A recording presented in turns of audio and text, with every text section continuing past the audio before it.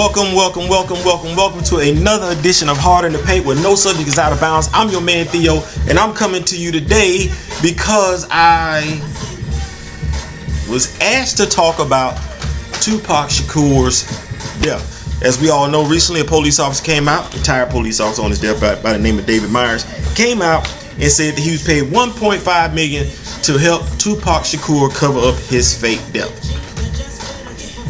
Wow.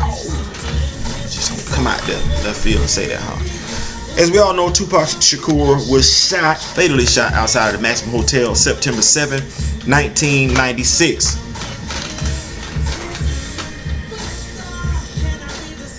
I can absolutely say that I was shocked when I heard this, because this was like a major, Tupac Shakur was a major figure in the rap game at the time. Had just done a movie with Janet Jackson, Poetic Justice. Did not see that one coming. A lot of people were hurt about that. But there were some things about Tupac's death,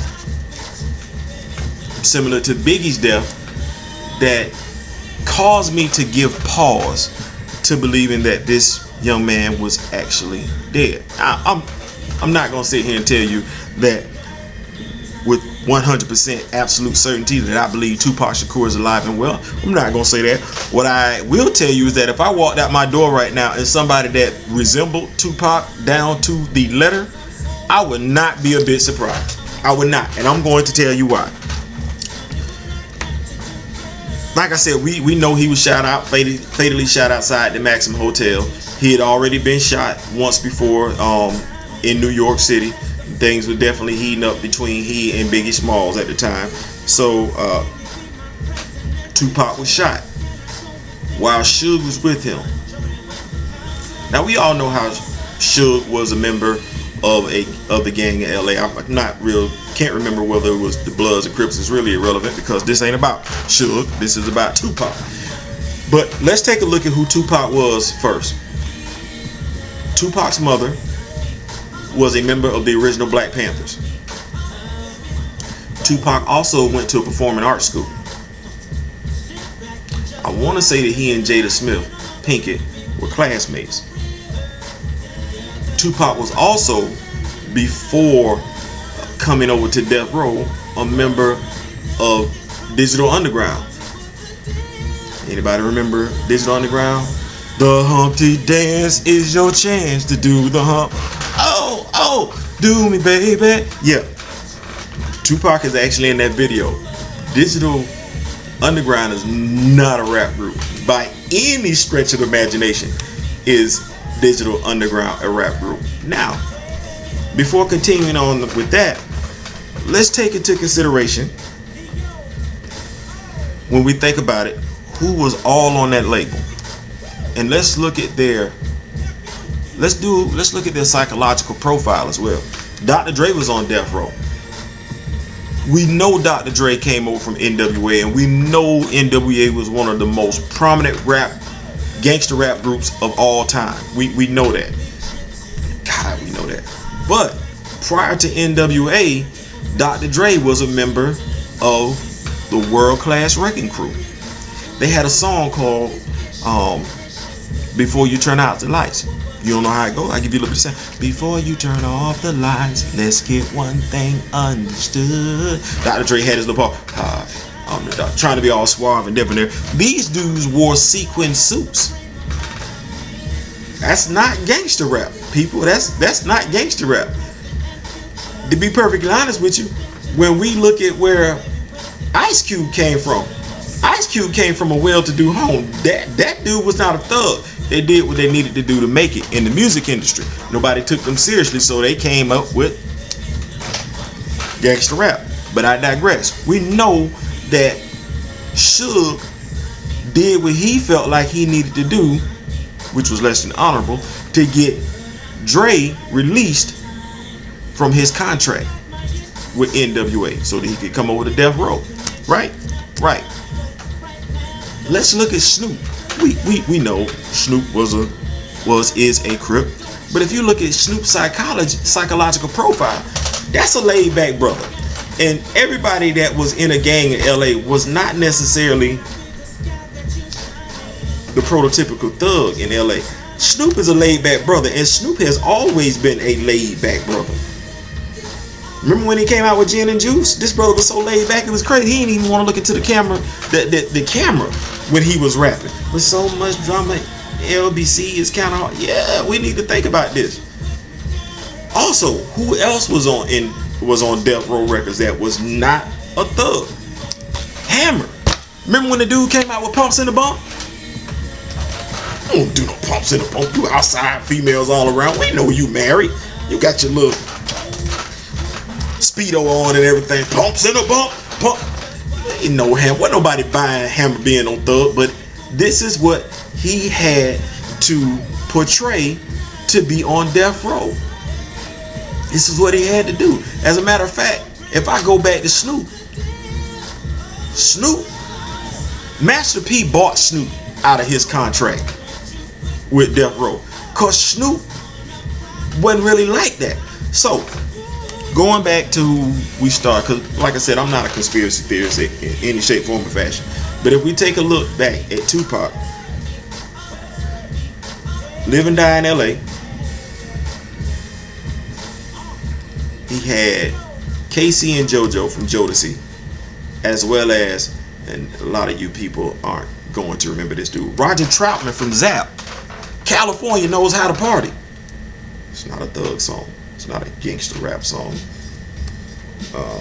Dear Mama, not a gangster rap song. Brenda's Having a Baby is not a gangster rap song.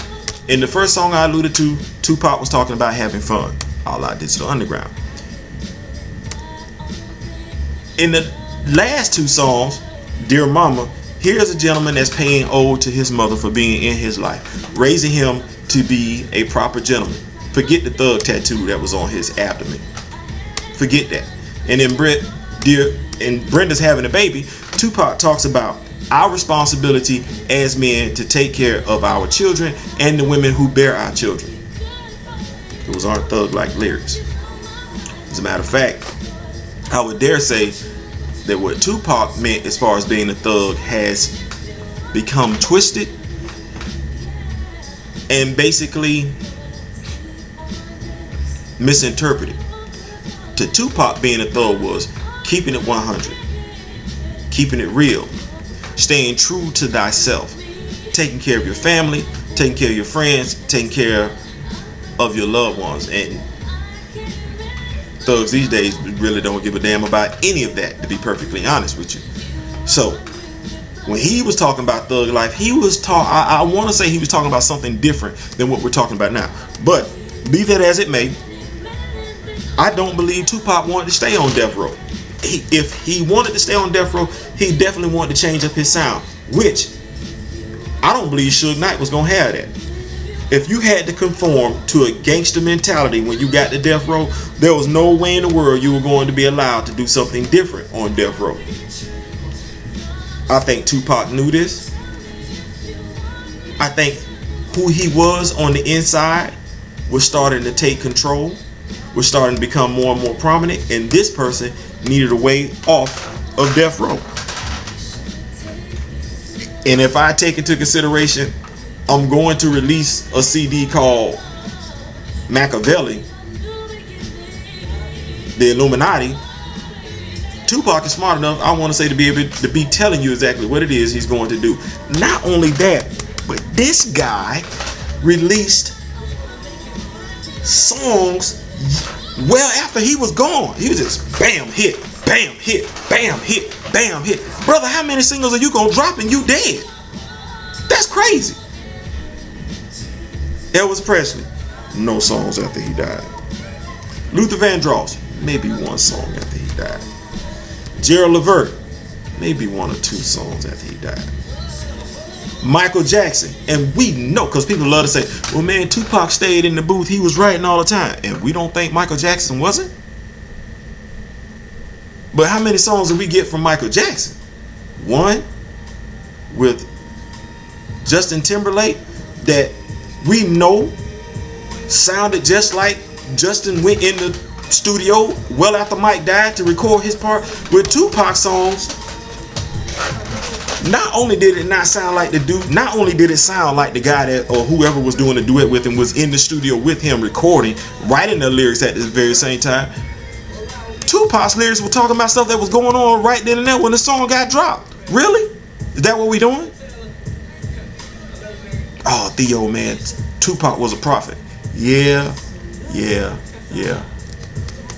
Nah, ain't buying that. But hey, I haven't seen the dude walking around, so I can't sit up here and say with absolute certainty, yeah, Tupac is alive. But if Tupac knocked on my door right now, would I have a heart attack and pass out and say, huh? No. I will open my door and I'll be like, I knew it. I knew it. I ain't a bit surprised, brother.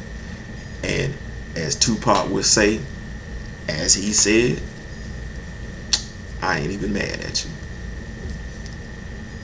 That's my time. Like I said, I'm not gonna sit up here and say that I believe with absolute certainty that Tupac Shakur is alive and well. What I am saying to you, because I'm not a conspiracy theorist, what I am saying to you is, if you see that man walking around somewhere, see somebody that looks like him, and you be like, nah, that can't be. Don't be surprised, because it just could very well be Mr. Tupac Shakur. That's my time. Theo Butler, hard in the paint. No subject is out of bounds. Even conspiracy theories are not out of bounds. We go hard in the paint. I love y'all. We'll come back and see y'all. I gotta find interesting stuff to talk about. Oh, by the way, before I go, I'm just gonna leave this hanging out there. Remember when I talked about Biggie earlier? There's no way in the world that if I had the amount of money that one Sean Combs has, there's no way in the world I would not know who killed my best friend. Not saying he had anything to do with it, but all I'm saying is, I don't buy for 1 second that he does not know who did it. That's my time. Theo Butler, hard in the paint. Holla at me. YouTube. I got my own YouTube channel, and I also got my own Facebook page. This is what we do. Peace.